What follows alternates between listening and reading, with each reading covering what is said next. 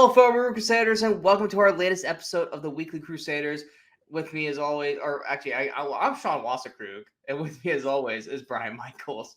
I almost totally forget to name myself in this video, but we're here to talk about two movies that came out during the week of February 11th to February 18th. Yes, we know we're past the days, but like I said in our Ant-Man spoiler review, we had a busy weekend, and we had to get stuff done before we could actually get on camera and talk about movies. But we are talking about two films that we both chose. Mine's a little more present day. It's within the last. I hate that I've hit that level of old, because like my movie's from 2019, and my brain literally thought like, oh yeah, it came out like 2 years ago. It's like, oh no, this movie came out 4 years ago. Because I see 2019, and I think it's like 2 years back. My brain apparently still thinks it's 2021. But Brian had picked a. Would you consider this a cult classic? Yeah. I had never seen this film. I didn't know what the film was about. I didn't know anything about it. So this was a first-time view for me. And we're going to start with Brian's pick. Brian, well, I'll just say it so that way I can go through the whole spiel. Brian picked 1994's Reality Bites. Reality Bites came out February 18th, 1994, had a budget of $11.5 million, had a weekend opening of $6 million, and had an opening weekend ranking of 5th on the charts. Had a finished box office of $33.35 million, $20.98 million domestic, and $12.37 million international. And just to preface how much Brian I know is going to hate this, did you check what the top 5 was that week when it came out? I did not. Are you ready to get angry?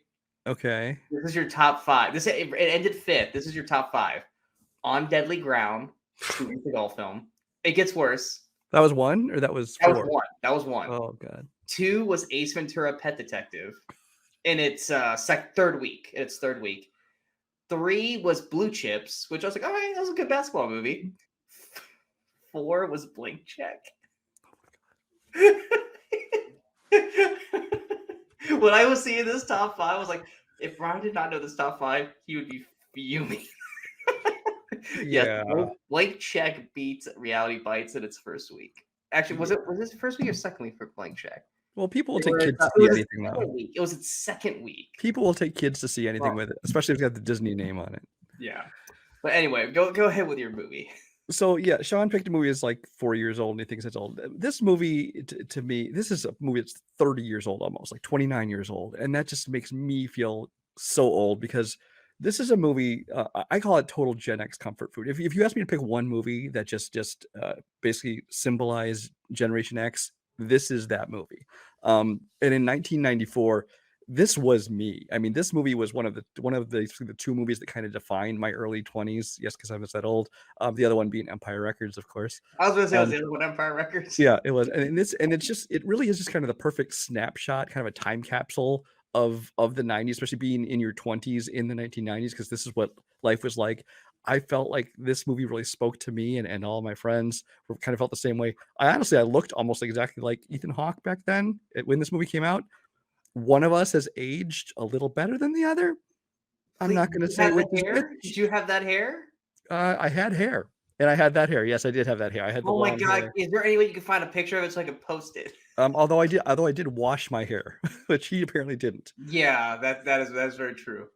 But yeah, I mean the wardrobe, the hair, the everything, and just the whole vibe of the entire movie. It was such a perfect time capsule of that time. If you have not seen Reality Bites, it really is just kind of a slice of life film. It's these 4 people who are in their 20s, who are just going about their lives. Winona Ryder, her character ends up losing her job, and she kind of starts slacking at home, and it's just, I'm getting on. Sorry, I'm losing my focus on that. Because the problem is I'm trying to just kind of plot that there really isn't. There's like little snippets here and there. You want me to kind of do it for you? Huh? You want me to kind of do it for you? Go ahead and give the plot. Yes. Okay, so you got four friends, right? There's 4 friends, and there's Ben Stiller's separate. And Winona Ryder. Yeah. So you got these 4 friends that literally just graduated from college. They're all kind of just trying to figure out what they're willing to do. Garofalo is working at the Gap. Son seems to be a really smart dude, but they don't really give him enough time. They don't always say what he does. Yeah. And Winona is working for like a morning almost like a talk show Mr. Rogers, but he's a dick. Yeah, it's a morning TV show. But she's basically doing a documentary of their lives, like kind of like in the moment kind of thing. And the movie itself, like, and at one point, yes, she does get fired, and then she kind of just goes into like a slumming mode, much like Ethan Hawke's character, who's a rocker who's trying to be in a band. But a lot of it really is just them kind of trying to figure out life, and that's literally the movie just starts with because Winona's a valedictorian, which it's weird that she's a valedictorian because she has a hard time getting a job afterwards, which shows everyone that college does not fucking matter. But anyway, but yeah, and even in the speech, she's like, yeah, our parents left us in a very disarray world of like crap, and the only thing I can say of how we're gonna fix it is I don't know. And then she got cheered for that. Yeah. It's such a 90s like grunge emo before emo was a thing way of looking at things. But that's basically what Reality Bites is. It's about these 4 friends who basically had just graduated, and now they have to become adults, and they're totally not ready to be adults, and just trying to figure out what to do with their life. Which, newsflash, I'm in my 30s and I still don't fucking know how to be an adult. And of course, then she basically gets in a car accident with Ben Stiller's character, who is like the stuffy corporate guy, as opposed to their independent grunge kind of world. He's the stuffy guy in a suit who wants to be cool. Yeah, he really wants to be cool. He's very well playing that Ben Stiller kind of character. Yeah. But he basically he works at a company. I forget what it's called now. Oh God, it's essentially MTV. It's knockoff MTV. Yeah, it's MTV, and this is like it's MTV. This actually the movie's called Reality Bites. Some people think it's Reality Bites, but it's actually Reality Bites, like little bites of reality, because she's filming this chronicle of their lives, things like that, and she's trying to make this documentary. He wants to take the documentary and try to make it into a TV show, like a reality TV show on his network. I just found out what it was called. What is it? In Your Face. In Your Face. Yeah. It's a stupid channel name. And he basically wants to turn it at the time The Real World, which was The Real World existing yet? I don't think it Real World I think came out like that year. Yeah, it was the same time. They basically trying to turn it into that kind of thing. February, Real World was not out yet, but it was like within months of The Real World. Now this is Ben Stiller's directorial debut, and I still think, honestly, in my opinion, it's his best film. Because I think that he's got great comedy to it. He definitely has his comedic style to it, which going into this, I knew him mostly from the Ben Stiller show. He had a very short-lived TV show that he was on along with Janine Garofalo and Andy Dick and Steve Odenkirk was on that? No. Gotcha. That. The Real World started in 1992, so The Real World was a thing. Gotcha. So, but he had done the Ben Stiller, which is like a sketch show. So I knew him mostly from that, as well as Jean Garofalo. I knew from that, and I had seen, I think, a stand-up comedy special she had done. But both of them, I thought, did a great job in this movie. Janine, especially, kind of like the proto hipster. She kind of, I mean, in this movie is full of making like pop culture references and things like that. And it's got a very sarcastic tone to it, which is very much kind of that hipster mentality. But this is back in 1994. Now you had never seen the movie. So no. What were your thoughts on it? So, because what's funny is through the years that I've known Brian's always talking about 2 films, this and Empire Records. And for some reason, I always threw High Fidelity into there as well in that group. So I thought Reality Bites was about like kind of like Empire Records. It's about them working at store. I had no idea this was the movie I was about ready to see. So like I was not prepared, and I'm not saying that in a bad way, but I was not prepared for the movie I was getting. Because I honestly thought it was another record store movie that they made in the 90s. So when I saw what we were getting, I was like, oh, and I didn't know Steve Zahn was in it. So, and of course, we had just talked about Steve Zahn last week. This is one of his earliest films as well. Yeah, his first major one, I think. Super, super excited when I saw him and that he's barely in the fucking film. But yeah, I mean, like in terms of the cast, I love Winona Ryder. Ethan Hawke, I think is. I hate to say he's underrated because he's a great actor and people know it, but I don't think people appreciate Ethan Hawke. He was never like the big leading man star of like a blockbuster movie. Yeah. But He'd I always mean, have big roles in small movies and small roles in big movies, kind of thing. he's so good, but I think I feel like people don't appreciate him. And of course, Steve Zahn's great. Ben Stiller, I mean, Ben Stiller's fine, but I mean, the first time I saw Ben Stiller was Heavyweight, so I'm used to the zany Ben Stiller Yeah, type. he's supposed to just kind of be the dweeb here, and he plays that role perfectly fine. Yeah. Yeah, and he's not even like, and even as a dweeb, he's not even really a dweeb. He's just a normal guy. It's just next to Well, that's just them. it. They almost try to make him out as like the villain of this movie, and he's He's really not. not.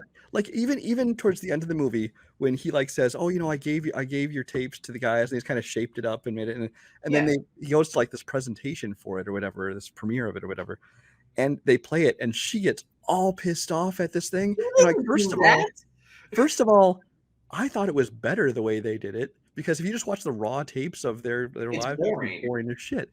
Also, this was just a commercial. It was not how it's going to play in the show. It was just like showing quick cuts of everything, and she gets all upset that he's ruined her work and commercialized it. It's like, I liked it better this way, honestly. And he honestly didn't do it. It's not him that did that. He said, "I didn't know. I'm sorry." Yeah. Yeah, but we'll get to that because I have a bone to pick about that with this. But I mean, he's not even really a dweeb. He's just a guy who's working in that industry, but next to like Ethan Hawke and stuff. And yeah, he's a dweeb.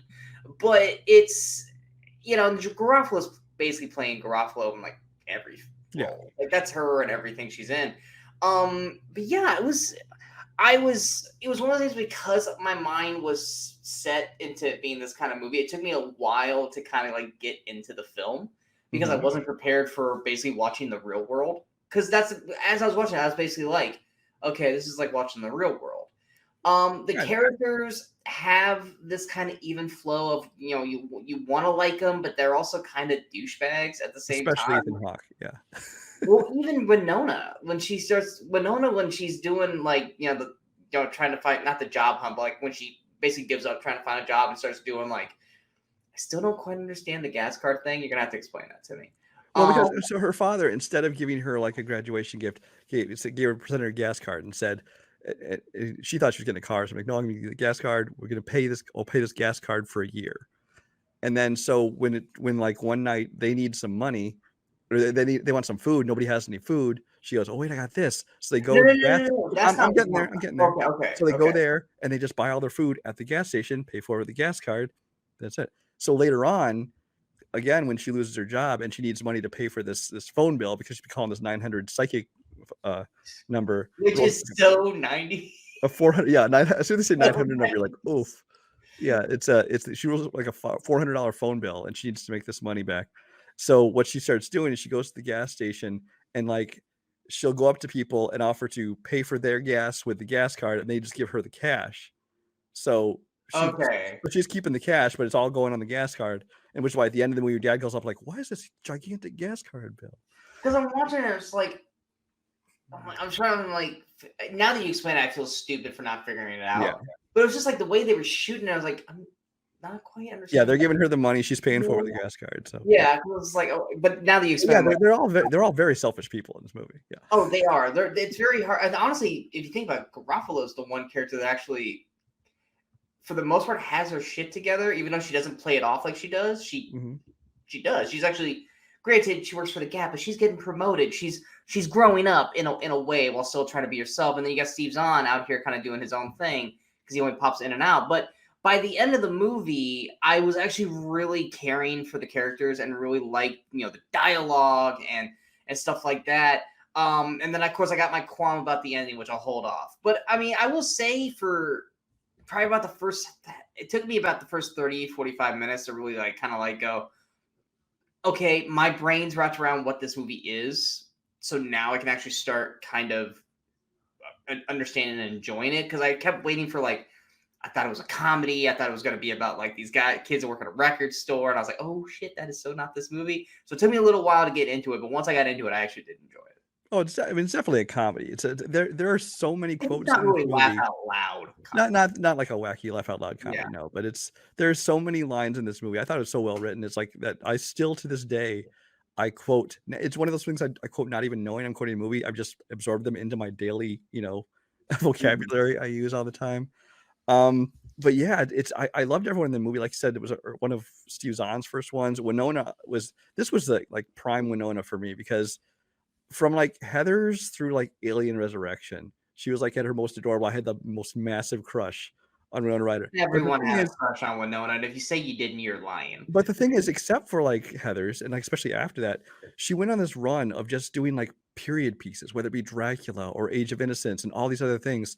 Yeah. And I'm like, this was one of the only movies that popped up where it's like she's just playing like modern day, just normal girl, and she got to actually just like have fun too, just like let loose a nice little light comedy. And that's why, especially why I like this role for her. I always felt like, and I feel like you're gonna agree, but I also feel like you might go, not really, but I feel like you're gonna agree with me on this.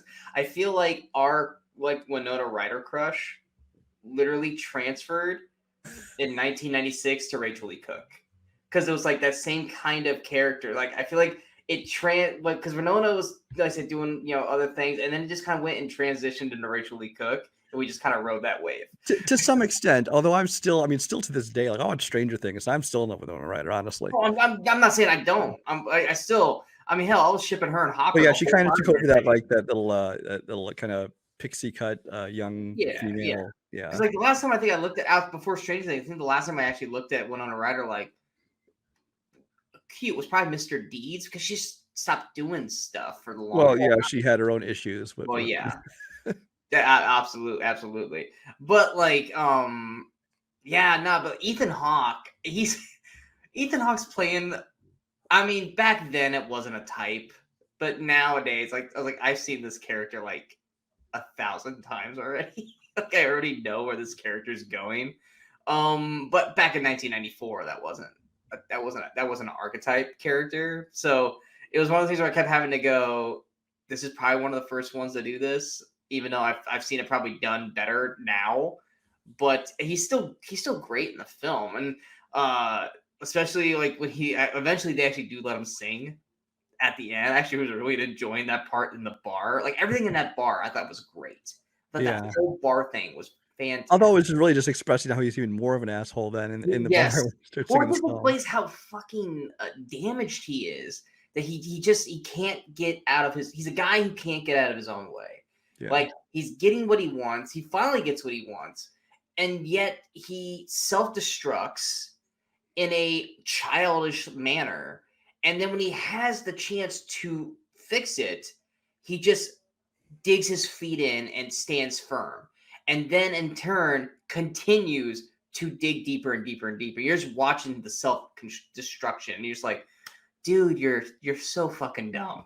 But the problem is, like I said, and I'll hold off on the ending part, but go ahead and go a little bit more, because this is your movie. Well, no, it's with the Ethan Hawke character. It's one of those things where it's like he's supposed to be, one of the characters you're supposed to, I guess, kind of like and root for, especially with him and Winona. You kind of want to see them get together, but again, he's just kind of this complete asshole. But at the same time, she's jumping all over him, and honestly, like early on, they're jumping on him for how he just like sleeps with all these different women and stuff like that, and yet Janine Garofalo is doing the exact same thing. She literally has a log of it.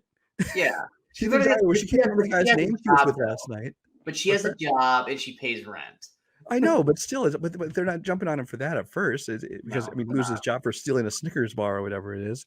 But it's like, why are you getting on his case, but not your best friend? And it's of course because she really likes him and wants to get together with him. But it's like, come on, be honest with yourself. I do. I did really, really like that line. It was when they were walking, and they're like, with you, all I need is $5 and a good conversation and a cup of coffee or caffeine or something like that. And I was like, that's a really good line. That's a good line. It's actually full of great lines. And I thought for the longest time that Ben Stiller had written it, but it's not. It was written by some woman. I don't actually remember her name. Helen Childress, who really hasn't done much of anything else. So I don't know. Although she is supposedly writing or producing whatever. Last I heard, it was Peacock was going to try and make a TV show of this.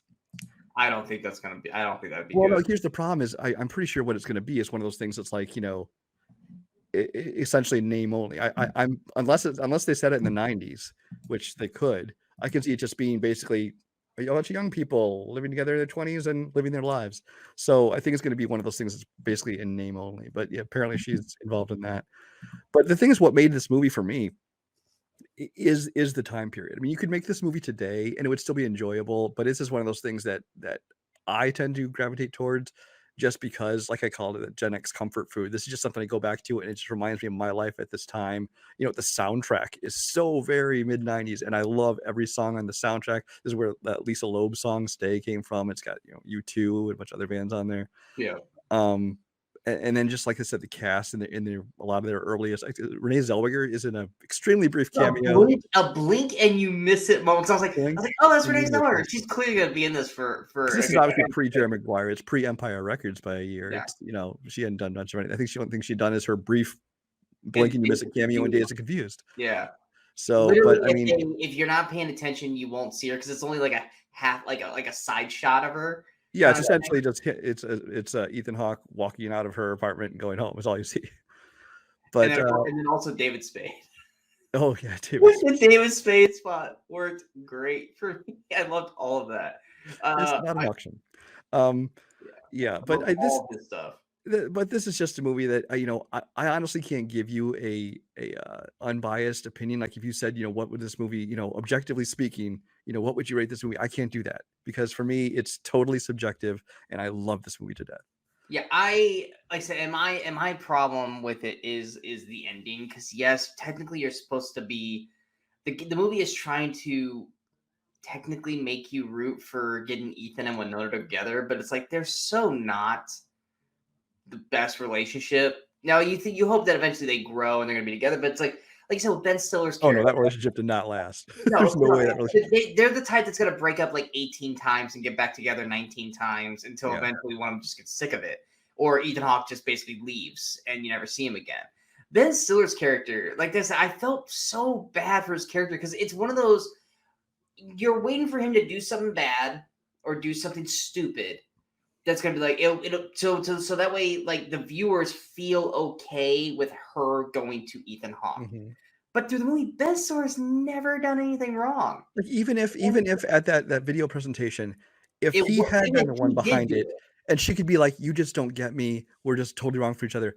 Fine, but it's not. He was like, "I didn't do this. I didn't know they were going to do this." That's the thing. You could have ended it at that point, and that brought him back, and you're gonna okay, that's fine. But no, but then you had him come back, and then you look. I've got 2 tickets to New York. I'm gonna take you straight to wherever their main building is for In Your Face, and I'm gonna have you pitch them the movie or the show your way you want them to do. Yeah. I care about you that much, and I care about what you're doing so much that I want to make this right. And she just kind of still like she gets because she had just basically slept with Ethan Hawke's character, so she's stuck in like a well shit. And which at that point it's like, what's there to think about? Ethan Hawke just literally kind of just was basically just like I said, did the epic douchiness stuff, and Ben Stiller's really right there going, "Hey, I'm sorry, I want to make this 100% right." But because she's so hung up on Ethan Hawke, because you're supposed to be hung up on Ethan Hawke, she basically just blows off Ben Stiller, and then that's just the last you see of him. And then you get the little tail end at the end kind of thing, which is funny, but it's so bad. But it's one of those things where it's like he's a character that really kind of didn't deserve to get shit on, but also in a little nutshell, it makes perfect sense because the nice guys do get shit on a lot in real life. Case in point. So it is one of those situations where it's like, I don't like it, but it's extra real, aka reality does bite. Where it's like, yeah, you literally did everything right. You did nothing wrong. Her character is so manic that she could basically blamed it all on you and then went and slept with the guy that you were worried about the whole fucking time. And then when you try to make it right, she doesn't fucking care. And it does suck for his character because his character didn't deserve that. His character actually was a good guy throughout the whole fucking film. And Ethan Hawke's character is literally this ticking time bomb of not knowing what's going on. By the end of the movie, you're hoping that he grows up. At least it makes it seem like he's going to grow up. But fast forward 2 weeks from now, they're probably going to be back at each other's throats, and all this kind of crap. So like that was my problem with the ending. But that's just me wanting the ending to go the way for the good guy. But like I said, it not everything works out the way it's supposed to. But like there was also certain parts too where like like there was that part where her and Garofalo had that big blow up because she's like, I'm not gonna work at the fucking Gap, and it pisses off Garofalo. Mm-hmm. But then like it all of a sudden shows them talking on camera, and I'm like, wait, did they make up? I was like, I'm confused. And then they hadn't made up. It was done out of order, kind of thing. Because it was, I think it's where they were all talking about divorce or whatever. And I was just like, wait, is her and Garoppolo good now? Because I think it's one of those things. I mean, I these don't think she's lifelong friends, and you always just have your arguments, and sometimes you address it and have an actual, making up, and other times you're just like, whatever, moving on. Yeah, but then they like later did have that conversation. So I was just like, that piece in the middle just felt out of place.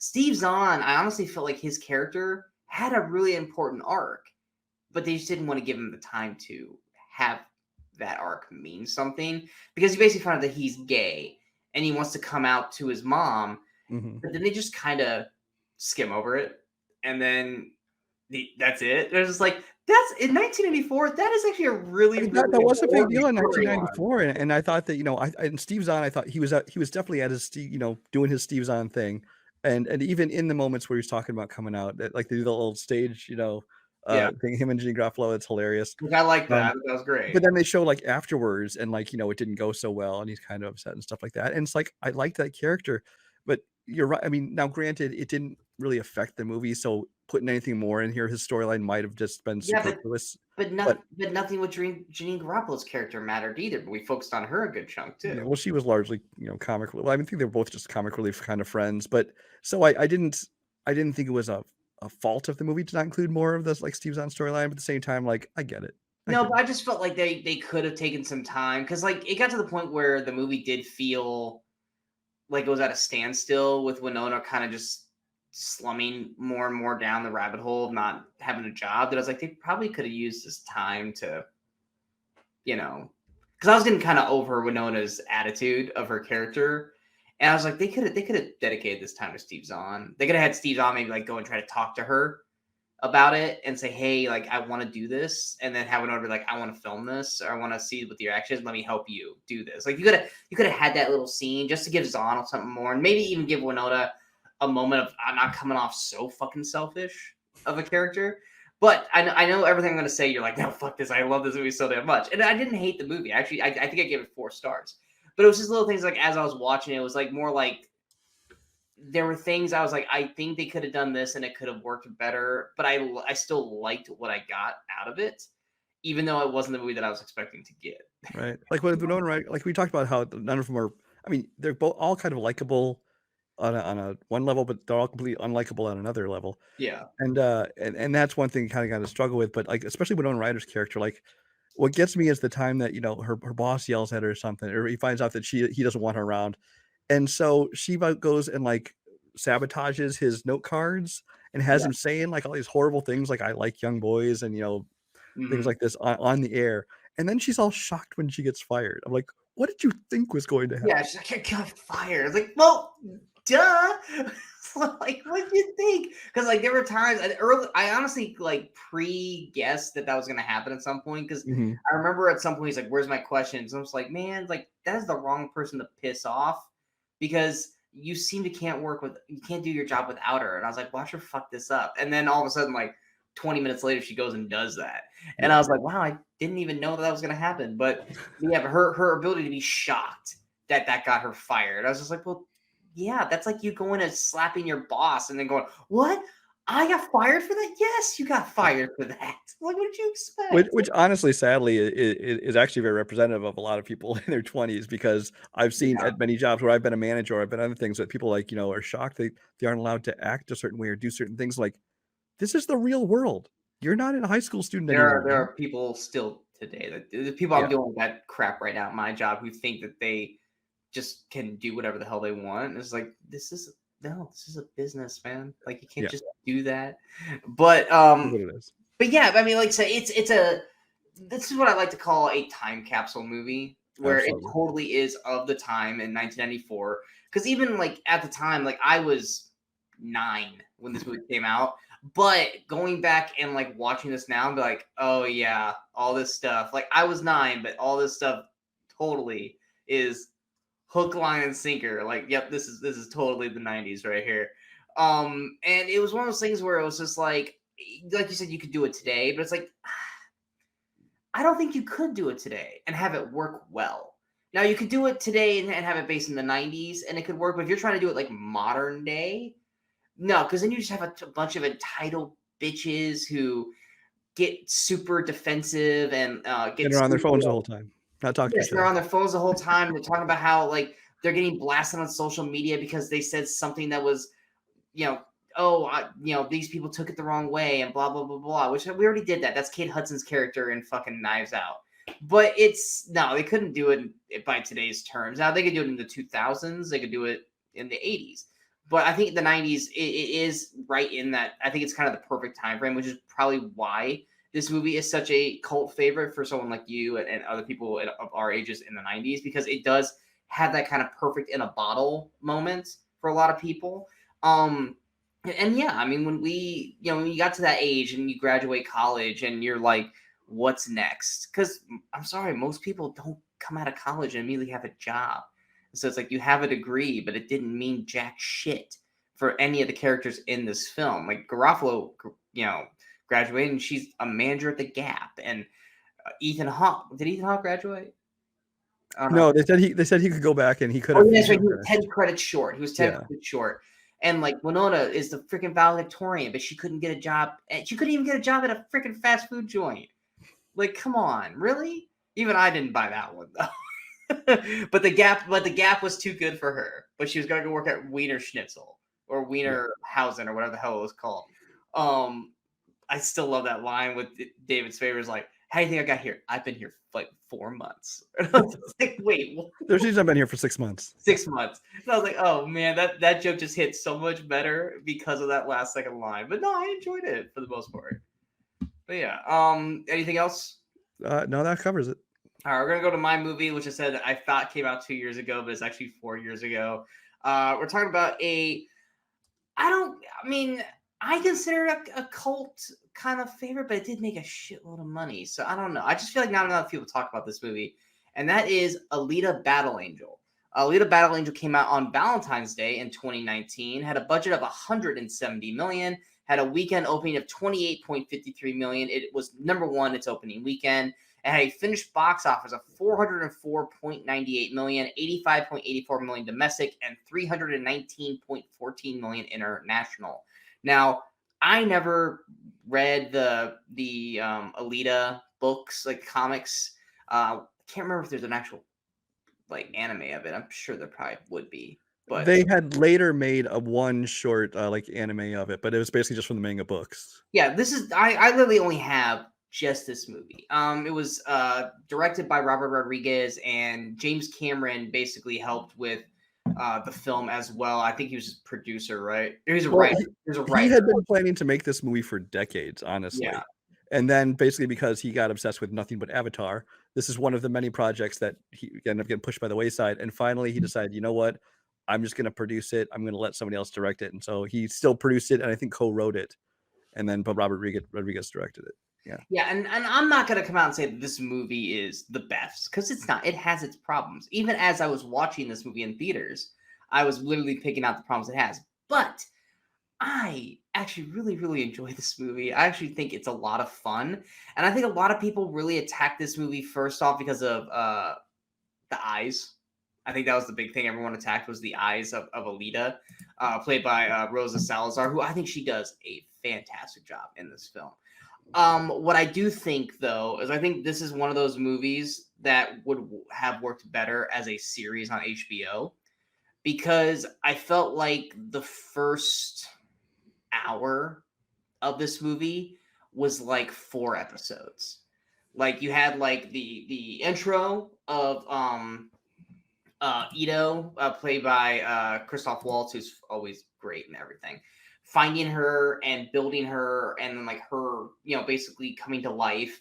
And then you had like the introduction of the world. You had the introduction of the hunter warriors. You had the introduction of finding out that Ito was a hunter warrior. It's like everything kind of felt like it was like 15-minute little short stints of episodes until they finally got to the main overarching plot. And it is kind of just boom, boom, boom, boom, boom, boom, that you kind of have like a, can we take a breath?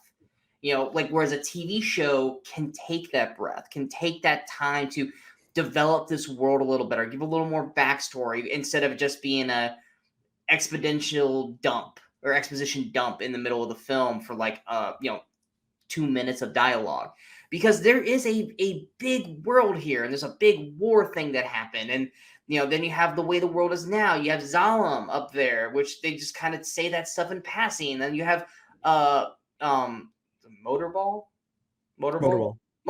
which I think does a better job than Rollerball did, the new one, not the original, but is way better than Rollerball.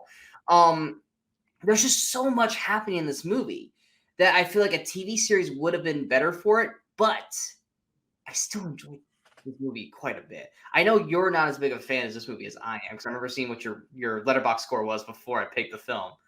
But I'm not, because I really see this movie as largely a missed opportunity, because I think it's a really good idea and there are things about it that I really like, but I just think the execution of it was not done very well. And part of that, I think, is that I think if James Cameron made this, I think it'd be amazing. I think that Robert Rodriguez is the worst thing that could happen to this movie, because first of all, he has a tendency to make like these very, I don't know, simplistic movies. It's like, it seems like ever since after he did like, Desperado and I was gonna say, don't watch what you're saying. Don't you dare besmirch Desperado. No, Desperado from Dusk Till Dawn, which Desperado is actually a pretty simple movie as far as concept. But I mean, after that, and once he had kids, he's started his Troublemaker Studios thing where he was basically filming everything on a green screens, and he made those Spy Kids 1 through 12 or whatever there was, Shark Boy and Lava Girl, that shorts movie, things like that. And this movie kind of had that same look and feel to it. Every single scene in this movie, it looked like they were standing on a green screen filming this movie, and that really bothered me, the whole look of it. Now, and even honestly, what was the kid's name? I don't remember. You talking about the love interest? The love interest, Hugo. He even had him look exactly like Robert Rodriguez dresses. He had the bandana on, he had the leather jacket, he had the boots. I didn't get that until just now. You're 100%. All he needed to do was put on Robert Rodriguez's cowboy hat on top, and he would have been Robert Rodriguez. You are 100% correct. As far as Alita, I think that I didn't like the eyes. I really didn't like the eyes. To me, it was like, I understand they were going for that anime look because they had the big eyes. Yeah. But it makes no sense, because if they're going to try to make these things look human, make them look human. Why make them look almost human but give them giant eyes? There's no logistical real reason they would do that. And they were from Mars. They were humanoids from Mars. They weren't like Alita. There was no people that looked like this. What's that? There were no people that looked like this that had giant eyes. But they were from Mars, so it was probably the Mars perception of people. So it wasn't like humans made her. It was Mars people that made her. It was Martians that made her, literally. I think that's a whole flawed reasoning, but I'll let that go. But it seemed to me it just took you out of it, because I think Rosa Salazar, I think that she did a good performance, but I think it would have come through a lot better if you weren't, if you were just using her regular face, because she could still look like she has all her mechanical parts. You could still totally buy her as this android or whatever. But she didn't need to have the big eyes. But big eyes aside, which I like you said, you knew that people are torn on that. I'm not a fan of it, but that's not what killed the movie for me. Let's see what else. The other problem with me is you were talking about how it should have been a series. You talked about how the great world building, things like this. They talked about things in passing like Zalem. That is the biggest problem with this movie, because this movie makes the same mistake as so many other movies where it's like, hey, we're going to set up this world and we're going to set up for all these sequels. But it's like, what if your movie isn't a hit and you don't get the sequels? Then you don't even have one satisfying story. Because in this movie, you get to the end and it's like this big cliffhanger for the next thing. And obviously Zalem's going to play a big part in the future of it. It's like, yeah, but we're never getting that. So instead, you just made this one movie incomplete. Hold on. Before Avatar came out, Robert Rodriguez and James Cameron made a virtual blood oath that they will fucking make the sequel. So, and recently, Christoph Waltz, they did interview Christoph Waltz, would you come back? And he said, I absolutely would come back. And here's why I think, now, if you asked me 6 months ago, I'd say that's nice of them, but I don't think it's happening. Because it's just, this movie made some money, but didn't make a ton of money. It's got a big cult following, but didn't have a big mainstream following. So I don't know if it could happen. However, with Avatar doing what it did, I have a feeling James Cameron be like, I want to do this. And Disney be like, with streaming the way it is now, because streaming, Well, yes, it was only 4 years ago. The landscape of movies now is 1,000% different. So an Alita movie, probably not the same kind of budget. I don't think they're gonna get 170 mil. They probably would have to make a kind of more small scale. But with the HBO Maxes and Disney Plus and Netflix and Apple TV and stuff, this can totally happen. Probably not as big of a scale though. But if you have James behind it, especially after Avatar, still doing what it did, I think it's totally plausible that a sequel could occur. And there are people out there still petitioning for a sequel to this film. I want it because I just need to see more what the story's going to go to. But I mean, I want to see where it goes. Except I thought Edward Norton looked stupid as shit. It's like I hope he like doesn't come back for the sequel, which I wouldn't think he would. I think he's too snooty these days. But he's the big bad. He has to come back. Yeah, but they could recast it or something. That's the other thing is Mahershala Ali doing his best Blade impression already in this movie. He was. He's got not just the dark sunglasses and the black overcoat and stuff, but the way he's talking. All you gotta do is give him martial arts and fangs, and he's basically Blade in this. Yeah, I'm pretty sure that they watched this movie like Kevin Feige's like, oh, there we go. Let's call him. Which is not bad because Mahershala Ali's still great. But I mean, yeah, I liked. And yeah, I agree. That's why this movie should have done better as a series, because there's so much world building. There's so much potential in this film. I liked the concepts of what we had, and everything just kind of felt like a taste of this. Like I liked the concept of the hunter warrior bounty hunter storyline. I liked the concept of these characters, like the dog bounty hunter guy and what the hell was Zappin and Kruishka. Like I liked these characters. I think you're just mad because your girl got killed like in 2 minutes. Oh my god! Talk about wasted. You have Eiza Gonzalez in this movie, who obviously Rodriguez cast her because she took over the Salma Hayek role in the From Dusk Till Dawn series that he did on his network, and so that's how she first kind of broke out. Yeah. But so in this movie, she's in about 2-3 scenes, and when she is, it's just like her face along this metal body. It's like her biggest assets are her body. Like, come on. But yeah, I really was intrigued by everything, but it just wasn't utilized to its fullest potential. And I know I'm not gonna be like, how dare no, I 100% see the problems with this film. But I see a lot of potential of greatness. I agree on that note. Like I said, I consider this the opportunity that was not used to its full potential because it is a wasted opportunity. I didn't notice the first time watching this that when Ito does the flashback to his daughter, that the robot guy was Casper Van Dien. Yeah, I never noticed that until I watched it. I was like, is that Rico? Oh my god! And even then, that death is utterly ridiculous because he just full bum rushes her and kills her. There's no point to it. But this movie is just, I don't know, like it works for me, and it still has probably, and I've mentioned this on the channel before, but I know not everyone watches every episode. This still has probably one of my best in theater hilarious experiences watching this. You know the story already, so I'm gonna repeat it. You're gonna go, oh yeah.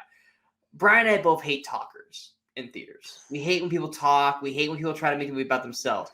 But once in a blue moon, someone does say something that is honestly fucking hilarious. And in Alita, that was it.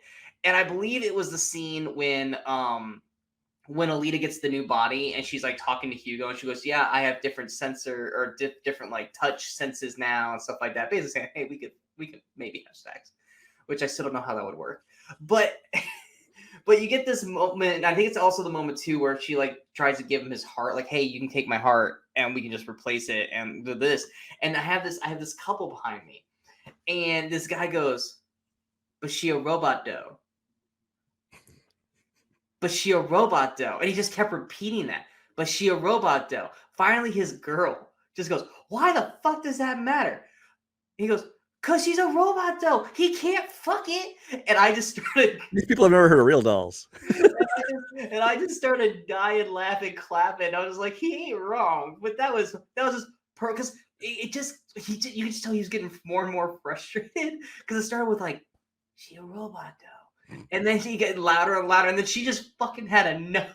Just get over it. Literally everyone in the theater just busted out laughing, which probably ruined the moment in the movie, but it's a memorable moment for me. Like I said, we hate when people do that. We don't encourage people to do that unless you're really fucking Well, funny. that's the other thing about 90% of the time, Hugo. you're not funny.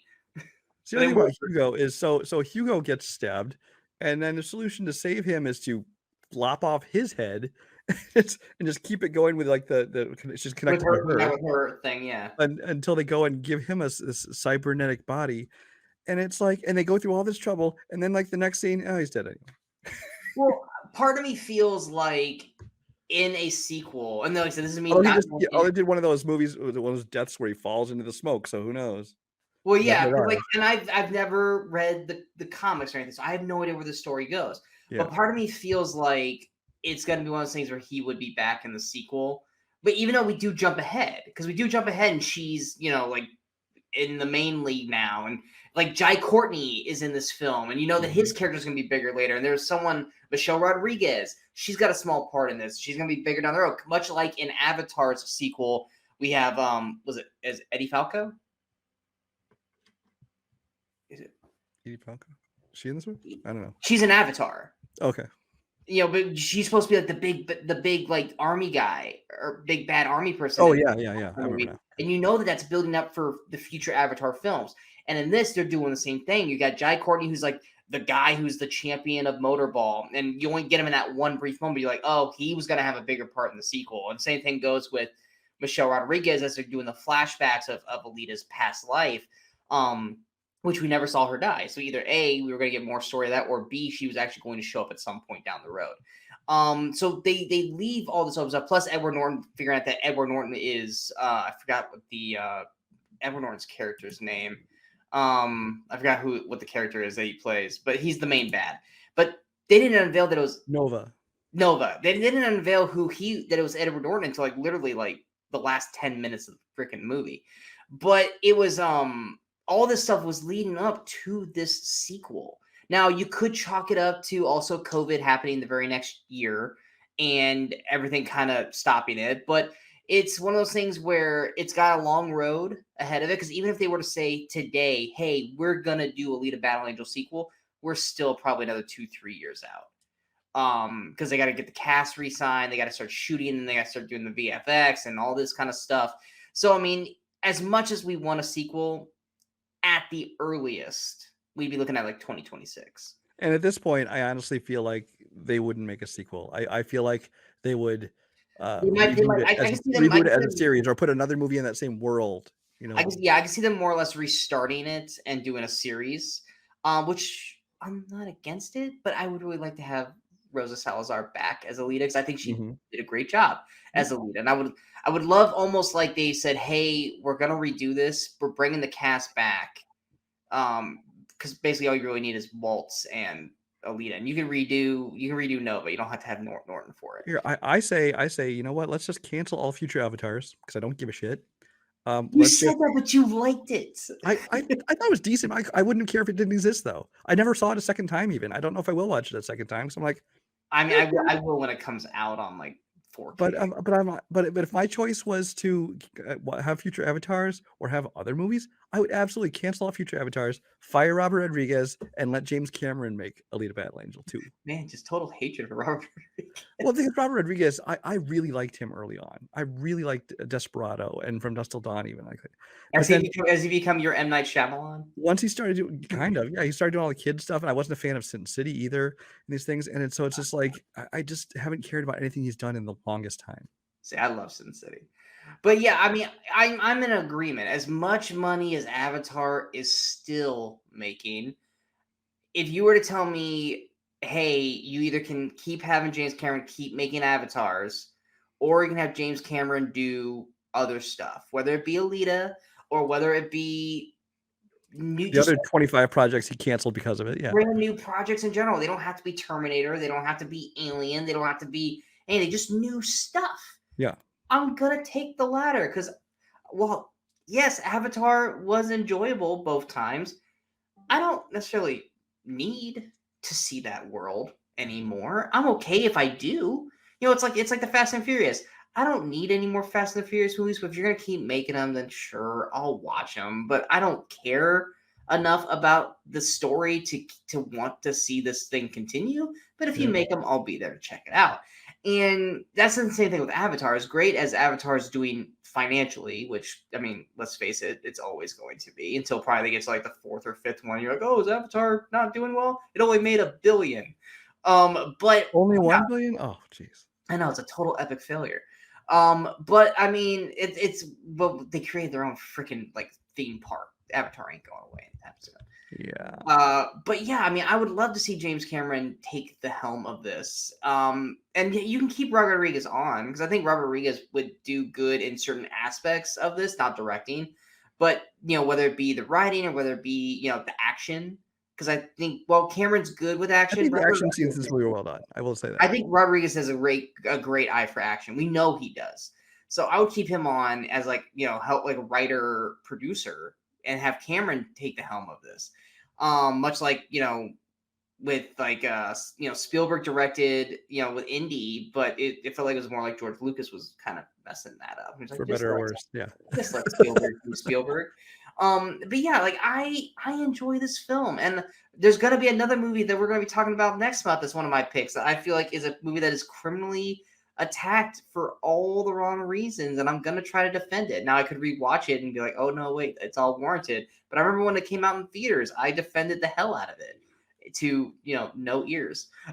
But yeah, Alita I think is a fun sci-fi film with loads of potential, just executed the wrong way. It doesn't make it a bad movie in my eyes, where to Brian it does. But because I even after rewatching, I was like, what makes I think that what really hurts the movie the most for me is the fact that it is an incomplete story. Because the best the best franchises, whatever, they will have an ongoing story, but each movie can feel like it's got a full story, a full movie to it. This is one that just felt like strictly chapter 1 to be continued. It's like, we don't even know if you're going to get a second one, so now you've left us with this incomplete thing, and it hurts my feeling of the overall film. I feel like a lot of people just assumed with Rodriguez and James Cameron attached that it was a foregone conclusion. And in 2019, it probably did. But once again, you had COVID and you had Cameron focused on Avatar. I think bigger than the COVID thing was the Disney buyout of Fox, because the Disney that is honestly, what they want to move forward with and what they don't. Those three things in a bottle are what effectively killed this franchise, potentially killed this franchise. But if they were to come out anytime here in the near future, say, hey, we're going to either continue with Alita with a sequel, which, like I said, back in December or it was November, they said, hey, we're vowing that we're I would say there's a better chance now than there ever was because of Avatar's success. Yes. Or if they're going to say, hey, we're going to start this over again with a series on Apple or Netflix or HBO Max, I'm going to be happy to see it. Yes, I know I could go read the books, but I'm not much of a reader. But I would love to see this either continue or redone. Either way, I'm a fan of Alita as much as many people are, which is why I consider it more of a cult film, even though it's only 4 years old, which usually you have to wait a few years for it to be called a cult film. But it's a cult film to me. But that's our episode. We hope you guys enjoyed this episode. If you guys did, go and hit that like, share, and subscribe button to the channel so you guys stay up to date with all the latest videos pop up on the Movie Crusaders. Of course, don't forget to follow us on all the social media outlets you see below. Coming up next will be our latest episode of Cinemasochism. We are still going to be doing that comic book movie for Ant-Man. It is horrible. It is utterly atrocious. We're not going to tell you what it is until we drop the video, which will probably be in a few days. We still need to shoot it, and we still need to find time to shoot it, but we will have that out. We'll also have this week's Weekly Crusaders that'll come out probably during the weekend, and then the next episode of Cinemasochism after that. But most importantly, Cocaine Bear comes out this week, and we are so excited for that. And so we will definitely have a joint review for Cocaine Bear. I hope it's good. I had a weird thought today, and it was a bad thought because I saw a trailer for it, and I was like, the worst thing that could possibly happen for Cocaine Bear, and I hope to God it's not true, is that the movie can't tell whether it wants to be a horror movie or a comedy, and it just feels uneven throughout, and that really worried me today. And I was like, oh, I hope I'm wrong. Now, obviously, we don't know yet, but I feel like it definitely knows it's coming, especially with Elizabeth Banks directing. I think it knows that it's a comedy and it will lean into that. So here's hoping. I hear. Yeah, we will have that review probably. Well, we're gonna see it Thursday. So the review will probably come out late Thursday, Friday morning. So be on the lookout for that. And I don't think is there anything else coming out that week? No, there's nothing else this week, I don't think. I thought there was something on streaming. Oh, on streaming. And of course, as Brian and I both scrambled. We have a ghost. What's that? We have a ghost. That's right. We have a ghost on Netflix. So we might have a review for that as well. And then, of course, after that, we go to March, which we got Creed coming, which I'm literally going back and rewatching. And supposedly also March 3rd, Operation Fortune finally has a release date. Which was supposed to come out this time last year. So I think even earlier than that, I think, yeah. Yeah, I think so too. So we'll see, because it was on my most anticipated last year. Which is weird because it's a Guy Ritchie movie, and I don't like Guy Ritchie, but I really like the actors in this, and I really want to give it a shot. But yeah, until next time, I'm Sean Walskrug. That is Brian Michaels. We are the Movie Crusaders, and go watch some movies. Go have fun.